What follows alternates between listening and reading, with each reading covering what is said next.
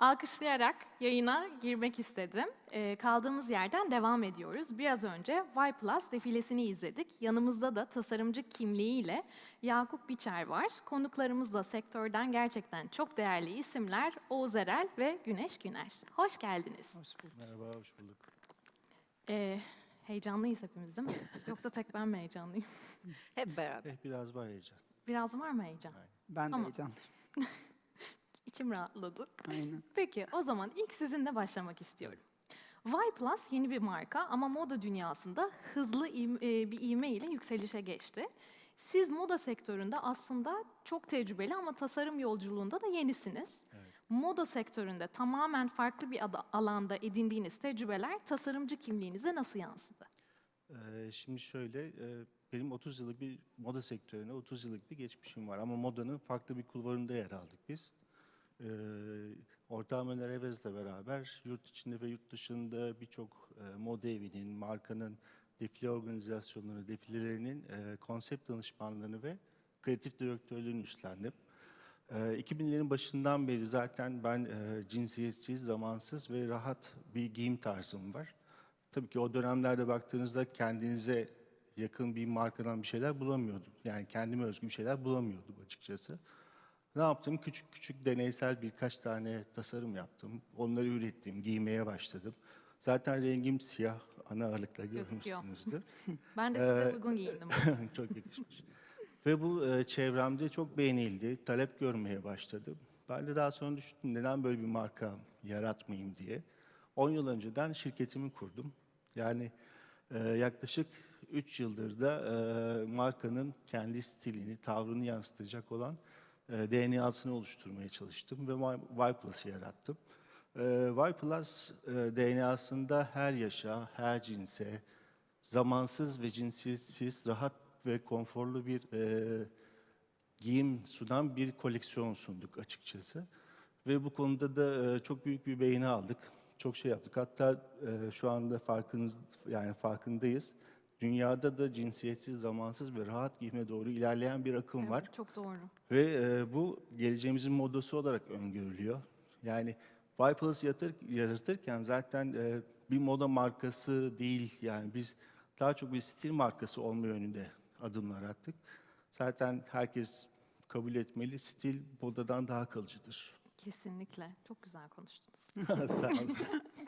Peki koleksiyonunuzda kültürümüzün öğelerinden biri olan pehlivanlardan Evet. ilham alıyor ve onları bir süper kahraman olarak tanımlıyorsunuz. Pehlivanlık kültürü sizin için ne anlam ifade ediyor? Bize Şimdi- biraz bahseder misiniz? Pehlivan nasıl doğdu? Kısaca ondan ben söz edeyim. Ben tarih çok seven bir insanım ve tarihi ama bu tarih denince okullarda öğretilen tarihler aklımıza gelmemesi lazım. O geçmişteki tarihlerde yaşanan kültürel, sanat, spor, her şeyin yer aldığı tarihler. Hatta o dönemde yaşamış olan bireylerin hikayelerinin yaşanmışlıklarını okumak, onları incelemek benim daha çok ilgi alanıma gidiyordu. Hatta biyografik hikayeler okuyup dinlemeyi çok seviyorum ben. İlk koleksiyona başladığım zamanda da o dönemlerde Koca Yusuf'un biyografik bir hikayesini okudum. Daha sonra onu araştırdım, bir belgeselini izledim. Çok trajik sonu olan bir konusu vardı ve orada yola çıkarak koleksiyon ismini Pehlivan koyduk. Tabii Pehlivan koyunca da hemen bir şey olmuyor, şey olmadı. Pehlivan'ı çok iyi araştırdık. Yani nasıl bir şey yaratabiliriz, ne yapabiliriz gibisinden. Oturduk birbirimiz arasında fikir alışverişlerinde bulunurken baktık ki Pehlivan bizim aslında çok geçmişimizde, çocukluğumuzdan bile gelen etkileri var. Çünkü dedelerimiz, ninelerimiz, babalarımız bize pehlivan gibi kuvvetlisin, işte pehlivan gibi maşallah diye diye aslında biz küçüklüğümüzden beri bunu yaşıyoruz. Biz de dedik ki bunlar demek ki bizim çocukluğumuzdan beri gelen kahramanlarımız. Biz kendimize bir süper kahraman yaratalım dedik. Buradan yola çıktık. Tabii ki bu hikayemize devam edeceğiz. Mesela pehlivan güreşen Kırkpınar'a gittik, inceledik, güreşen pehlivanları inceledik. Oradaki fotoğraflar çektik. Oradaki fotoğraflardan çizimleri illüstre ederek desenler oluşturduk, kamuflajlar oluşturduk. Bunları da koleksiyonumuza yansıttığımızı düşünüyorum. Şahane. Sağ Gerçekten olun. böyle hikayesi Evet, insanı zaten içine daha çok çekiyor şeyde de koleksiyon. görmüşsünüzdür. Yani kültürel miraslarımızı araştırırken de baktığımızda pehlivanlar muska takarlar. Evet, Evet, doğru. o çok ön planda olan bir şeydir. Muskadan yola çıkarak muska çantalar yarattık. Aynen. Ne bileyim, Güzel. Oğuz bu konuda çok destekçiydi bize zaten. Yani Muskanın içerisindeki doğanın koruyuculuğunu aslına bakarsanız bu süper kahramanları sokağa adapte ederken hani o aksesuarı kullanarak böyle bir aralarında bağlantı olsun istedik. Yani muskanın doğasından gelen bir koruyuculuk evet, var. Biz bu insanlara modern savaşçılar diyoruz ve bunu artık sokağa adapte etme işleminde artık styling bize yardımcı oluyor diyebilirim. Orada çantalar girdi devreye. Aslında kolye olarak da kullandık ilk sezonda. kolye, çanta Sonra her çanta şekilde olarak Artık şimdi değiştirdik. içine birkaç şey sığdırabileceğiz, değil mi? tabii ki. Tamam. Doğru. Peki Türk kültüründen başka hangi öğeleri koleksiyonunuza taşıdınız? Şimdi genelde zaten baktığımız zaman tarzımıza bir uzak doğu havasını görürsünüz. Yani bir Japon stil vardır ve oradaki etkileri kendi kültürümüzle harmanlayarak, modernleştirerek sunmaya çalıştık zaten ve bu şekilde de devam edecek. Cinsiyetsiz tasarımları benimsediğinizi söylüyorsunuz. Evet. Cinsiyetsiz tasarımlar gerçekten sizin dediğiniz gibi son yıllarda çok daha fazla konuşulmaya başlandı ve çok daha fazla karşımıza çıkıyor. Sizce neden cinsiyetsiz tasarımlar bu kadar yükselişte? Bu konuyla ilgili Güneş Hanım'a isterseniz bu soruyu paslayalım. O konuyla ilgili kendisi bize daha doğru ve açıklama yapabilir. Eee, Limitlere karşı bir döneme giriyoruz. 2020 birçok alışkanlığı kırdı ve yepyenilerini geliştiriyor ama 2011'de yani hayatımıza sosyal medya girdi gireli aslında belli bariyerlere karşıyız. Cinsiyet ayrımı yapan kılıkları biz zaten kadınlar olarak İkinci Dünya Savaşı'ndan sonra yıktık. Ceket giyebildiğimiz bir şey, siyah pantolon Pantolon, vesaire doğru. gibi. Onun için erkekler hep geride kaldılar. Onlar bizim gardırobumuza Evet. yaklaşamaz. Biz onların hemen hemen her şeyini giyer ve kullanır olduk.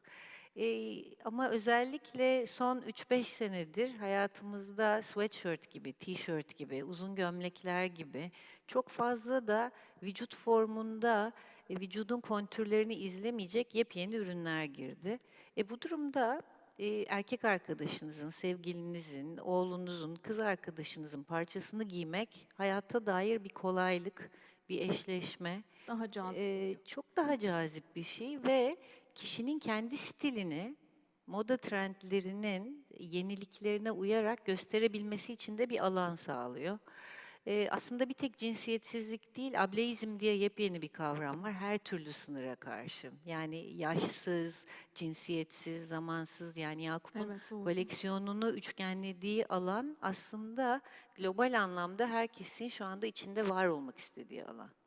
Çok doğru. Peki, hazır size geçmişken, 2020 yılı moda endüstrisi için gerçekten de dönüşümün yılı oldu. Markalaşma yolculuğunda tasarımcılar için sizce sektörün yeni düzende avantajları ve dezavantajları neler oldu? Aslında beklediğimiz dönüşümlerin içinden geçiyoruz. Dijitalleşme, hızlı olmak bunların en temel ikisi. Daha sonra da kişiselleşme var. Ama geçirdiğimiz bu son 5-6 ay bunu yaklaşık olarak 10 katı hızlandırdı. Hızlandırdı. Bütün bu süreç içerisinde en büyük dezavantaj gibi görünen alan belirsizlik. Yani bu bir tek moda akımında değil, ekonomiden tutun da sosyolojik olarak da karşımızda dikilen en büyük dezavantaj Çok güya. doğru. Ancak belirsizlik aynı zamanda hayal etme ve hayal kurma konusunda kişisel özgür alanı oldukça genişletebilir. Bu durumda tasarımcılar, bir tek moda tasarımcıları değil, dünyadaki her farklı kulvardan tasarımcı için bu özgür alan bir avantaj gibi de gözlemlenebilir. Yaratıcılık noktasında mı Evet, peki? çünkü boş bir Doğru. kanvasa bakıyorsunuz ve kendi hikayenizi yazabilirsiniz. Evet. Kendi hikayenizi yazmak için ve avantaja çevirmek için yapmanız gereken şey güçlü kaslarınızı bilmek. Çünkü diğerlerinin yapamadığı en iyi neyi yapıyorsunuz? Şimdi Yakup tarafından baktığımızda 30 yıldır biriktirdiği deneyimi ve kendi giyim tercihleri alanında yaşadığı sıkıntıları ve avantajları bir marka çatısına dönüştürdü Evet, ve en iyi doğru. konuştuğu şeyi yapıyor. her tasarımcı kendi kökünden beslenerek, bu illaki kültürel miras diye gördüğümüz bir şey değil, kendi çok iyi yaptığı ya da kendi ailesinden ya da kendi bölgesinden gelen bir şeyi sahiplenerek, tekstil olabilir bu, Türkiye benzersiz tekstillere ev sahipliği yapan bir alan. Doğru. Dünyada fark yaratacak ne yapabilir düşünmek için aslında bir fırsat 2020. Bu durumda bu 2020 stratejileriyle yapılmış bir ürün ya da bir marka 2021'de kendi farkını ortaya koymak için de ciddi avantajlara sahip olabilir. Çok doğru. Peki sizi bulmuşken son bir sorum daha var size. Sezonsuz tasarımları artık çok daha fazla konuşuyoruz. Sizce bu geçici bir trend mi şu an içinde bulunduğumuz dönem sebebiyle, yoksa var olan sektör kurallarının değişmesi yönünde bir adım mı? Aslında sezonsuz dediğimiz şey mevsimsizle başladı. Çok fazla uçakla seyahat etme, bundan 6 ay önce herkesin takviminde olan bir şeydi belki. Evet. Bu durumda mevsim diye bir şey yaşayamıyorduk. Sıcak bir yerden soğuk bir yere 3 saatte uçmak gibi o hayatı küçülttüğümüz alanda sezonsuz kıyafetlere şöyle ihtiyacımız var. Dünyanın ilk defa can çekiştiğini görmüyoruz. Fazla kılık, fazla çöp, herhangi bir unsur konusunda. Bu kadar fazlalık varken aslında gardıroplar da küçüldü, mobil olan yaşamlar küçüldü, taşınan dev valizler sırt çantasına dönüştü. Bu küçülmenin arasında çok sezona ait, çok o ana ait kılıkların ömrü de kısa. Ömrünü uzatmak Doğru. istedikçe ürünler sezonsuz olmak yolunda neredeyse mecbur bir haritaya sahip olmak zorunda kaldılar. Bu durumda işte Oğuz'un üzerindeki gibi beyaz bir gömlek yine tasarımcının imzasını taşıyor ama bundan 50 sene sonra torununa da hediye edebilir bunu. Kuşaktan kuşağa geçen kıymetler de oldukça alkışlanır olduğu için sezonsuzluk artık modanın içerisinde makro bir trend olarak yaşamaya bence devam edecek. Ben de mesela böyle alışveriş yaparken hep şey diye düşünüyorum. Bunu kızıma bırakabilir miyim? Ya. Bu evladiyelik mi? Yani öyle şeylere gerçekten daha çok yatırım yapma eğilimim artıyor. Daha gönül rahatlığıyla onu dolabıma ekliyorum. Hani daha kalıcı olacağını düşündüğüm parçalara. Bu da aynı kapıya çıkıyor Benim bir aslında. kızım yok ama oğlum var 17 yaşında Maşallah. ve onun da yaptığı tek hareket dedesinin gardırobuna girip oradan eski bir deve tüyü paltoyu sahiplenebilmek için dört gözle beklemek. Çünkü hem dedesinden hatıra hem çok kıymetli bir kumaş hem Evet. de bugün bulamayacağı ve kendi farkını yaratabileceği bir parça. Çok Onun için doğru. bu Z kuşağı da bunu sahiplenmiş durumda. Onun için zannederim ki çok geçici bir şey olmayacak. İyi, buna sevindim. O zaman Oğuz'a dönüyorum. Oğuz'cum hoş geldin. Hoş bulduk. Şimdi hazır böyle jenerasyonundan bahsetmişken sana bu soruyu sormak istiyorum. Modada Z jenerasyonunun ve sokak stilinin yani bu Z jenerasyonunun sokak stilinin tasarımlara etkisini nasıl değerlendiriyorsun? Sanırım birkaç sene farklı Z jenerasyonuna dahil olmayı kaçırıyorum. Dolayısıyla aslında o kuşağa çok yakınım. Empati kurduğum zaman şunu anlayabiliyorum. Z jenerasyonuna dahil olan bireylerin çoğu artık tüketime bakış açısı ne yazık ki X ve Y kuşağına oranla çok daha bilinçli, ne yazık ki diyorum. Çünkü Y kuşağındanım. Sonlarına denk geliyorum. Şöyle, artık onların tüketim bilinci yerinde, sürdürülebilirliğe çok önem veriyorlar. Modada kapsayıcılıkla ilgileniyorlar. Modanın dayattığı güzellik normlarını kabul etmiyorlar ve görmezden geliyorlar. Dolayısıyla Z jenerasyonu aslında bugün konuştuğumuz konuların çoğunun mimarı gibi. Bizim şu anda içerisinde yaşadığımız seneleri onlar şekillendiriyorlar. Sadece şöyle bir şey var. 96 yılı ile 2010 senesi arası Z jenerasyonu. Yani Google'ın kuruluşuyla birlikte bu insanlar doğmaya başladılar ve hayatlarında teknoloji olmadan bir tek an yaşamadılar. Teknolojinin direkt olarak içerisine doğdular. Dolayısıyla teknolojiyi çok fazla kullanmaları, bunu sevmeleri, kendilerini ifade etmek için bir iletişim aracı olarak görmeleri bir noktada beni tedirgin de etmiyor değil. Çünkü o Z kuşağı için aynı zamanda da en çok fotoğraflanan kuşak deniyor. Yani ellerinden cep telefonlarını asla bırakmıyorlar. Her şey kayıt altında. Evet ve sosyal mecralarda, sosyal medya platformlarında çok fazla varlar. Ve orada fark yaratma çabaları ya da kendilerini görünür kılma istekleri tabii ki bir yandan da başka bir tüketim şeklini tetikliyor.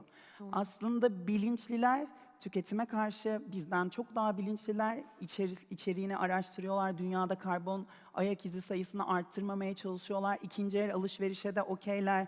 Bunların hepsi araştırma şirketleri tarafından kanıtlanan şeyler. Sadece beni tedirgin eden Z kuşağı ile ilgili tüketim yapmayı da düşkün olmaları. Tabii ki bu da başka problemleri getirebiliyor yanında. Dolayısıyla bu kuşaklar aslına bakarsanız Z kuşağını takdir ediyorum. Çok onların bakış açısıyla bakıyorum hayata. Hepimizin de oraya yakın olması gerektiğini düşünüyorum. Ama bir tek farkla tüketime olan isteğimizi bir tık hafifletmemiz gerekiyor insanlık olarak. Çünkü doğa bundan kötü etkileniyor.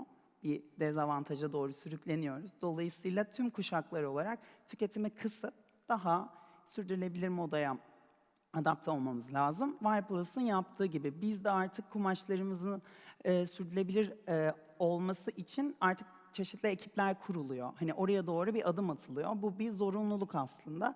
Y+ olarak ona da sırtımızı dönmüyoruz bu konuya. Çünkü 2 sene önce bu bir trendi ama şu anda artık mecburiyet. Ve bu mecburiyetin peşinden gidiyoruz. Z jenerasyonu ruhuyla ama aslında jenerasyonlar üstü bir bilinçle çalışıyoruz diyebilirim. Çok güzel bir birliktelik olmuş o zaman. Teşekkür ederiz. jenerasyonlar adına. Beğendiyseniz. Ben çok beğendim. Şahsen parlament mavisini de yakaladım koleksiyonda. Ben de normalde çok renk seven bir insanım Evet. ama bugün size uyumlu giyindiğim için Koleksiyona de... giren ilk renk olabilir. Evet, çok beğendim. Parlament olsun. mavisine de bayılırım. Peki, dijital dünyada sence trendleri artık kim belirliyor? Yani aslında biraz benzer konular. Trend üreticisi ve trend tüketicisi arasındaki ilişkiyi nasıl görüyorsun? Şöyle, dünyada birçok aslında trend öngörü şirketi var. Bunların bazıları çok büyük çaplı, bazıları daha küçükler. WGSN gibi büyük olanlardan örnek verdim. Aslında bu insanlar bizim için, bizim yaşadığımız platformlarda çok derin araştırmalar yapıyorlar. Gittiğimiz sanat galerilerine hangisine en çok gidilir, hangi sanat eserine daha çok bakılır, ne okuyoruz, televizyonda hangi kanal daha çok zaplanır, aklımıza gelip gelemeyecek binlerce unsuru araştırıyorlar. Dolayısıyla aslında onların elinde bir yelpaze oluyor ve bunları büyük şirket tasarımcılarla buluşturuyorlar. Büyük moda markalarıyla ya da küçük olanlarla da. Bu aslında ortak bir beğeni algısı yaratıyor. Ama burada olay aslında trendi bize yayan, yani halka, kullanıma yayan, ortada katalizör görevi gören bence influencerlar. Mikro ve makro influencerlar. Yani bunlardan birinin sen olduğunu düşünüyorum mesela, çok net. Teşekkür Çünkü ederim. seni takip eden insan o trendden etkileniyor. Ama ortada karşılıklı bir etkileşim olduğu için ben senden etkileniyorum. Sonra arkadaşımı etkiliyorum. Arkadaşım da başkasını etkiliyor. Dolayısıyla trend yaratıcısı bu araştırma şirketleriyle markaların işbirliği ama trendi yayan insanlar influencerlar bence. Bu işi çok iyi yapan influencerlar var. Biri bizimle oturuyor şu anda. Direkt Dolayısıyla kızarıyorumdur. trendi yayan Çok insanlar teşekkür olarak ederim. sizi görüyorum tabii ki. Çok teşekkür ederim. Ben de mesela böyle gerçekten işte yeni bir trend çıkıyor bir markanın. En başta ön yargılı davranıyorum biraz ama sonra ister istemez bilinçaltıma yerleşiyor bir takım görsellerle. Orada görüyorum başka bir şekilde kombinlenmiş, burada görüyorum başka bir şekilde kombinlenmiş. Ben de o trend parçayı hani bir şekilde beni takip eden insanlara soruyorum. Sizce bu nasıl? Hani beğeniyor musunuz? Ne yapıyorsunuz? Hani düşüncelerinizi merak ediyorum gibi ve tamamen böyle interaktif bir şekilde onların verdiği cevaptan da etkileniyorum. İşte beğenen taraftan da etkileniyorum, kötü yorumlardan da etkileniyorum. Yani hepsinden hani böyle onun sonucunda o parçayı ben de işte dolabıma ekliyorsam, o trend parçayı işte hayatıma sokuyorsam bir şekilde kendime göre adapte ediyorum, stilime uyduruyorum. Bu sefer hiç aklımda olmayan biri de ya aslında bir de böyle de giyilirmiş bu. Hani tamam ben de bunu sokabilirim hayatıma diye böyle zincirleme Zincirleme birbirimizi gidiyor. etkileyip Düzen böyle aynen. aynen devam ediyoruz. Peki. Modanın ismi biraz da böyle döngüsel moda. Yani tamamen beslenerek ve beslenerek gidiyor. Hatta lafa karıştım çünkü son dönemlerde trend üreten ve tüketen kelimesi bulut oldu. Ve yeni söylenen şey aslında tüketicinin türetici oldu. Evet, Çünkü aynen. influencer da Evet. tüketici ama türetiyor ve onu beğenen insanlar tarafından alternatifleri Evet. türetilerek Evet de ve bu şekilde ürün zincir. markaya yeni bir istatistik yaratıyor. Onun için aslında trendleri hep beraber yaratıyoruz. Evet, Sadece birileri doğru. çok iyi derliyor ve tekrardan Evet, önümüze koyuyor. birileri çok iyi derleyip önümüze koyuyor. Gerçekten çok doğru. Çok teşekkür ediyorum hepinize. Biz de Çok sağ keyifli bir Teşekkür sohbetti. ederim. Şimdi kısa bir videomuz daha var. Ondan sonra saat 4'te Südi Etüz defilesi ile yayın devam ediyor olacak. Görüşmek üzere.